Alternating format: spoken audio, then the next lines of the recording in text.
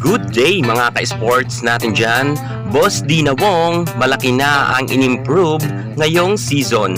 Hindi natin mga ka-sports natin dyan maikakaila na ang ating Boss D ay ginagalingan niya nga sa kanyang performance para nga maipaangat niya sa standing ang kanyang team. Kitang-kita natin na ng laban nila ng Akari ay walang nagawa itong si Jaja Maraginot at itong si Michelle Cobb. Kahit nagbalitan nga sila, si Boss D ay babad na babad nga sa loob ng court kung saan nga ipinamalas niya at ipinakita niya ang kanyang kagalingan. At ngayon nga ay panahon na para magkaroon nga ng award si Boss D bilang best setter. Aalamin natin ang buong detalye. Kung bago ka muna sa aking YouTube channel, huwag kalimutan mag-subscribe. I-click ang ating notification bell para like kang updated sa lahat ng issue pagdating sa volleyball. Susunod na. Drop it.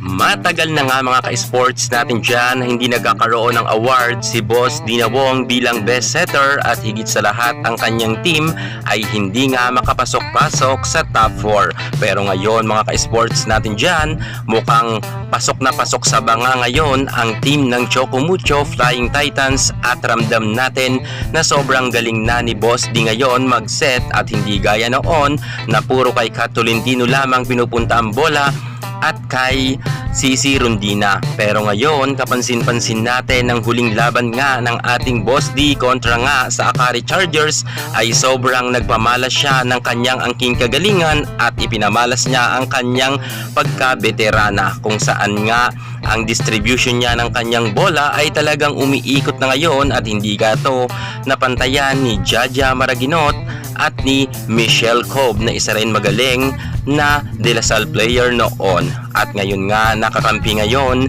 ni Jaja Maraginot itong si Michelle Cobb ay pinagtulungan nga nila si Boss D. Palitan pa sila pero tinalo sila ni Boss D sa pagsiset. Talagang na ipaangat na ngayon ni Boss D ang kanyang team na Chocumucho Flying Titans kung saan nga halos kapantay niya na sa standing ang Cherry Tigo. Pasok na pasok talaga ngayon mga ka-sports natin dyan ang ating magaling na Chocumucho kung saan nga sinusundan sila ng PLDT team at ng Signal HD Spikers. Ngayon mga ka-sports natin dyan, mukhang handang-handa na ngayon si Boss D na masungkit nga ang kanyang Best Setter Award. Sa tingin nyo mga ka-sports natin dyan, dahil siya na ba ang nasa number 1 standing?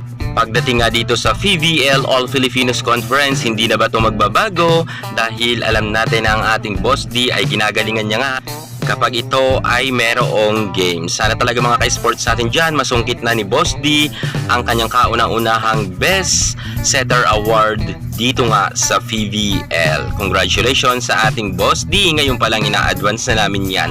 Kayo sa tingin nyo, siya na ba talaga ang best setter? Comment naman kayo sa baba. Thank you so much. God bless.